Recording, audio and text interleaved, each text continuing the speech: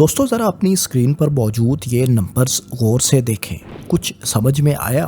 اگر نہیں تو چلیے ہم آپ کو سمجھاتے ہیں۔ یہ دراصل پاکستان اور بھارت کے فائٹر ایئر کرافٹس کی وہ تعداد ہے جو 19 ستمبر 2025 کے بعد ہوگی۔ ستمبر میں بھارت اپنے MiG 21 طیارے، جن کو بھارت میں اڑتے تابوت یعنی فلائنگ کافنز بھی کہا جاتا ہے، کہ آخری 2 اسکواڈرنز ریٹائرڈ کرنے جا رہا ہے، جس کے بعد انڈین ایئر فورس کے فائٹر ایئر کرافٹس کی مجموعی تعداد 522 رہ جائے گی۔ اس کے مقابلے میں پاکستان کے پاس ستمبر میں 450 ایئر کرافٹس ہی ہوں گے، جو کہ اس وقت بھی پاکستان کے پاس دستیاب ایئر کرافٹس کی یہ کل تعداد ہے۔ اب ذرا غور کریں کہ بھارت جو پاکستان سے آبادی، معیشت، رقبے اور ملٹری اعتبار سے کہیں بڑا ملک ہے، اس کے پاس پاکستان سے صرف 72 طیارے زیادہ رہ جائیں گے۔ یہ کتنی حیرت انگیز بات ہے۔ اسکواڈرنز کی ٹرم میں اگر ہم اس نمبر کو دیکھیں تو MiG 21 کی ریٹائرمنٹ کے بعد بھارت کے پاس 31 سے کم ہو کر محض 29 اسکواڈرنز باقی رہ جائیں گے، جبکہ پاکستان کے پاس 25 اسکواڈرنز ہوں گے، یعنی بھارت پاکستان کے تقریباً برابر آ جائے گا۔ یاد رہے کہ ایک اسکواڈرن میں عموماً 18 سے 20 فائٹر جیٹس ہوتے ہیں، تاہم یہ تعداد کچھ کم یا زیادہ بھی ہو سکتی ہے۔ بھارت کے لیے پریشانی کی بات یہ ہے کہ اسے چائنا اور پاکستان کے دو طرفہ تھریٹ سے نپٹنے کے لیے کم از کم 42 اسکواڈرنز درکار ہیں، اور بھارت ابھی اس تعداد کے قریب بھی نہیں۔ ظاہر ہے اس سچویشن کو حالیہ پاک بھارت جنگ کے تناظر میں بھی دیکھا جائے تو یہ انڈین ایئر فورس کے لیے کافی گھمبیر صورتحال ہے، کیونکہ اس مختصر جنگ میں بھی بھارت کو اپنے 6 سے 7 بہتر ٹیکنالوجی کے حامل ایئر کرافٹ سے ہاتھ دھونا پڑے تھے۔ انڈین آرمڈ فورسز اب خود بھی تصدیق کر رہی ہیں کہ بھارت نے اس لڑائی میں ایئر کرافٹس لوز کیے ہیں، اگرچہ وہ تعداد کنفرم کرنے سے کترا رہے ہیں۔ ان حالات میں اگر بھارت کو ٹرو فرنٹ وار کا سامنا کرنا پڑ گیا تو صورتحال اس سے بھی کہیں زیادہ سنگین ہو سکتی ہے۔ Indian air chief AP Singh کو اس بات کا بخوبی اندازہ ہے، لہذا وہ 2024 میں اور اس کے بعد کئی مرتبہ انڈین ایئر فورس کی اس کمزوری کا اظہار کر چکے ہیں۔ انہوں نے سرکاری company Hindustan aeronautics limited HAL کو مقامی طور پر تیار کردہ طیارے تیجاز کے دیے گئے آرڈر فراہم نہ کرنے پر خاصی تنقید کا نشانہ بھی بنایا ہے۔ دوستو، ستمبر 2025 میں مکمل طور پر انڈین ایئر فورس سے ریٹائر ہونے والے MiG 21 طیارے 1963 میں بھارت نے اپنی ایئر فورس میں انڈکٹ کیے تھے۔ اس وقت تو یہ ایئر کرافٹ انتہائی ماڈرن اور فاسٹ تھے، لیکن وقت کے ساتھ ساتھ نہ صرف ان کی ٹیکنالوجی پرانی ہوتی چلی گئی بلکہ ان کا سیفٹی ریکارڈ بھی خطرناک حد تک خراب ہو گیا۔ MiG 21 کی بات کی جائے تو اس طیارے کو بھارت میں تقریباً 400 حادثات پیش آئے، جن میں سے 200 کے لگ بھگ پائلٹس اور کم از کم 60 سویلینز ہلاک ہوئے۔ اسی ٹریک ریکارڈ کی وجہ سے اس ایئر کرافٹ کو بھارت میں فلائنگ کافن کا نام بھی دیا جاتا ہے۔ بھارتی ایئر فورس جو پہلے ہی سے مسائل کا شکار ہے، ان ایئر کرافٹس کے ریٹائر ہو جانے کے بعد مزید پریشانی اس کی بڑھ جائے گی۔ MiG 21 کی ریٹائرمنٹ کے بعد بھارتی ایئر فورس کا باقی ماندہ پورا فلیٹ کسی جدید یا مکمل اپ گریڈ ٹیکنالوجی پر مشتمل نہیں ہوگا، بلکہ انڈین ایئر فورس کے پاس برٹش، فرینچ جیگوار طیاروں کے اس کے بعد بھی 5 سے 6 اسکواڈرنز ابھی باقی ہوں گے۔ یہ طیارے بھی پرانی ٹیکنالوجی کے حامل ہیں، 1970 کی دہائی کے زمانے کے یہ ہیں۔ یہی پرانا جیگوار طیارہ حالیہ ایک حادثے میں گر کر تباہ ہوا، جس میں 2 بھارتی پائلٹ بھی ہلاک ہوئے، اور یہ پچھلے 6 ماہ کے دوران جیگوار طیاروں کا تیسرا حادثہ تھا۔ اب سوال یہ پیدا ہوتا ہے کہ بھارت کی ایئر فورس آخر اتنے مسائل کا شکار کیوں ہے؟ دوستو، بھارت جیسے بڑے ملک کی فضائی طاقت کا اتنے کم اسکواڈرنز تک محدود ہو جانا، بے شمار حادثات کا واقع ہونا یقیناً انڈین ایئر فورس کے لیے ایک گھمبیر صورتحال ہے۔ لیکن یہاں اصل مسئلہ صرف پرانے طیاروں کی ریٹائرمنٹ نہیں، بلکہ ان کی جگہ نئے طیارے وقت پر فراہم نہ ہونا ہے۔ ایجنگ اور اولڈ فلیٹ کو ریپلیس کرنے کے لیے بھارت کی سرکاری company Hindustan aeronautics limited HAL نے 1983 میں لائٹ کمبیٹ ایئر کرافٹس تیجاز کا منصوبہ شروع کیا تھا۔ اس وقت یہ اندازے تھے کہ 10 سے 15 سال میں اس منصوبے کے تحت بھارت کو مقامی طور پر تیار کردہ جدید ایئر کرافٹس ملنا شروع ہو جائیں گے، لیکن حال کے تیار کردہ طیارے نے پہلی ٹیسٹ فلائٹ 2001 میں کہیں جا کر لی اور آپریشنل کلیئرنس کے بعد 2016 میں تیجاس کے پہلے ورژن تیجاس مارک 1 کو سروس میں شامل کیا گیا، لیکن اس کا اپ graded version Tejas mark 1A جو بھارتی ایئر فورس کو مہیا کیا جانا تھا، اس کا ایک ایئر کرافٹ بھی ابھی تک مہیا نہیں کیا جا سکا۔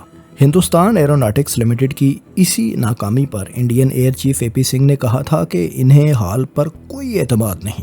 بھارت کے لیے مسئلہ یہ ہے کہ تیجاس میں استعمال ہونے والا انجن GE404 امریکہ سے درآمد کیا جاتا ہے۔ امریکہ پر انحصار نہ صرف پروڈکشن میں تاخیر کا سبب بن رہا ہے بلکہ اس پر کئی سفارتی اور لاجسٹک رکاوٹیں بھی آتی رہتی ہیں۔ یوں بھارت کا آتما نربھر یعنی خود کفیل بھارت کا آئیڈیا یہاں کامیاب ہوتا نظر نہیں آ رہا۔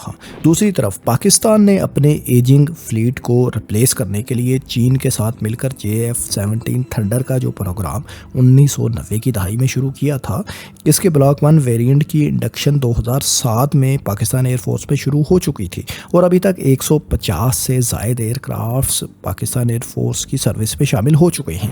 JF-17 کا جدید ترین بلاک 3 ورژن جو جدید ریڈار، الیکٹرانک وارفیئر اور لانگ رینج میزائل سسٹم سے لیس ہے، اب سروس میں شامل کیا جا چکا ہے۔ JF-17 مقامی سطح پر تیار کردہ اور کامبیٹ آپریشن میں کامیاب طیارہ ثابت ہو چکا ہے۔ اس نے حالیہ پاک بھارت جنگ میں نہ صرف بہترین کارکردگی دکھائی بلکہ اپنی ریلائبلٹی کو ثابت بھی کیا۔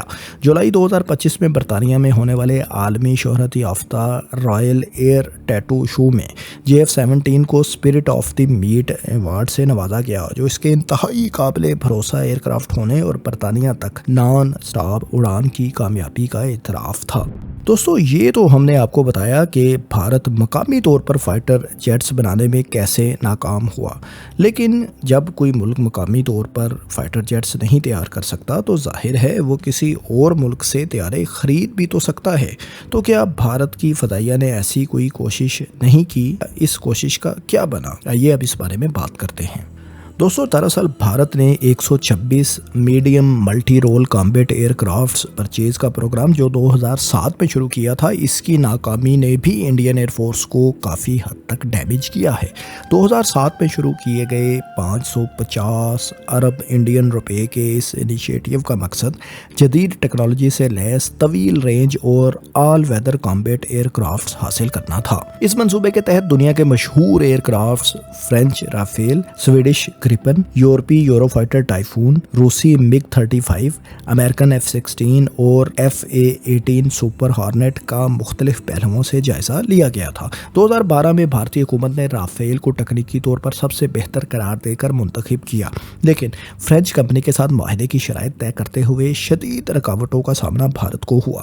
یہاں سب سے بڑا ایشو ٹیکنالوجی ٹرانسفر سے متعلق تھا، کیونکہ بھارت چاہتا تھا کہ طیاروں کی زیادہ تعداد مقامی طور پر یعنی بھارت میں تیار کی جائے۔ تاہم فرینچ کمپنی ڈسالٹ اور ہندوستانی کمپنی ہال کے درمیان اس حوالے سے اختلافات پیدا ہو گئے اور بالآخر 2015 میں یہ پورا پروگرام ناکام ہو گیا۔ اس وقت بھارت میں BJP کی نریندر مودی حکومت آ چکی تھی اور اس حکومت نے فرانس کے ساتھ 2016 میں گورنمنٹ ٹو گورنمنٹ معاہدے کے ذریعے صرف 36 رافیل طیارے براہ راست یعنی ریڈی ٹو فلائی حالت میں خریدنے کا فیصلہ کیا، جو مطلوبہ تعداد 126 سے بہت کم تھا۔ 550 ارب روپوں کے عوض 126 ایئر کرافٹس کی بجائے یہ صرف 36 ایئر کرافٹس کا معاہدہ 600 ارب انڈین روپوں میں طے پایا تھا۔ اس معاہدے پر اپوزیشن نے کئی اعتراضات اٹھائے اور کرپشن کے الزامات بھی حکومت پر عائد کیے گئے اور فائٹر ایئر کرافٹس کا حصول مزید تاخیر کا شکار ہوتا چلا گیا۔ یوں دوستو، medium multi range combat aircraft programme یعنی MMRCA کی ناکامی نے نہ صرف بھارتی ایئر فورس کو مطلوبہ وقت پر جدید طیاروں سے محروم رکھا بلکہ مطلوبہ تعداد میں یہ بھارتی ایئر فورس کو مل بھی نہ سکے۔ نئی دفاعی ڈیل کے تحت بھارت کو چونکہ رافیل طیارے مکمل طور پر تیار حالت میں فراہم کیے گئے تھے، جس کی وجہ سے بھارت کو ان طیاروں پر تکنیکی کنٹرول بھی حاصل نہیں تھا۔ یہی وجہ ہے کہ حالیہ پاک بھارت کشیدگی کے بعد بھارت نے فرانس سے رافیل طیاروں کا سورس کوڈ طلب کیا تو فرینچ کمپنی ڈسالٹ نے कोड फराहम करने से भारत को इनकार कर दिया था। लेकिन दोस्तों यहाँ मसला इससे भी बड़ा भारत को दरपेश है। भारत के पास अभी तो राफेल की सूरत में 4.5 जनरेशन के तैयारे हैं, यानी भारतीय एयरफोर्स 5th जनरेशन एयरक्राफ्ट अभी फ्लाई ही नहीं करती, जबकि भारत का मुकाबला सिर्फ पाकिस्तान से नहीं बल्कि चीन जैसे बड़े और टेक्नोलॉजी में इंतहाई एडवांस मुल्क से भी है। चीन के पास इस वक्त 1200 से ज़ायद लड़ाका तैयारे मौजूद हैं, जिनमें बड़ी तादाद 4th जनरेशन से ऊपर यानी 4.5 और 5th जनरेशन J-20 और J-35 जैसे स्टेल्थ तैयारों की है। बल्कि रिपोर्ट्स के मुताबिक चीन 6th जनरेशन तैयारों के प्रोटोटाइप्स की तजर्बाती परवाज़ें भी अब तक मुकम्मल कर चुका है। यूं अगर हम चीन के 66 स्क्वाड्रन्स को पाकिस्तान के 25 स्क्वाड्रन्स के साथ मिलाएं तो ये कुल 91 स्क्वाड्रन्स बन जाते हैं, जो कि भारत के मौजूदा 29 स्क्वाड्रन्स के मुकाबले में 3 गुना से भी ज़्यादा हैं। ऐसे में भारत जो खुद को खित्ते में बड़ी ताकत कहलवाता है, जो चीन और पाकिस्तान के ख़तरे से तने तनहा निपटने की बातें करता है, क्या इसे फ़ज़ाई बर्तरी के लिए जदीद तरीन टेक्नोलॉजी के हामिल 5th जनरेशन तैयारे हासिल नहीं करने चाहिए? दोस्तों वैसे तो भारत ने मकामी तौर पर 5th जनरेशन तैयार करने का मंसूबा शुरू कर रखा है, जिसे एडवांस्ड मीडियम कॉम्बैट एयरक्राफ्ट का नाम दिया गया है, लेकिन फ़िलहाल ये सिर्फ मंसूबे की हद तक ही है। इसका पहला प्रोटोटाइप 2026 या 27 में मुतवक्की है, और अगर सब कुछ मंसूबे के मुताबिक मुकम्मल हुआ भी तो ये 2035 से पहले भारतीय फ़ज़ाइया में शामिल होता नज़र नहीं आ रहा। लेकिन दुनिया उस वक्त तक 5th नहीं बल्कि 6th जनरेशन तैयारों के दौर में दाखिल हो चुकी होगी।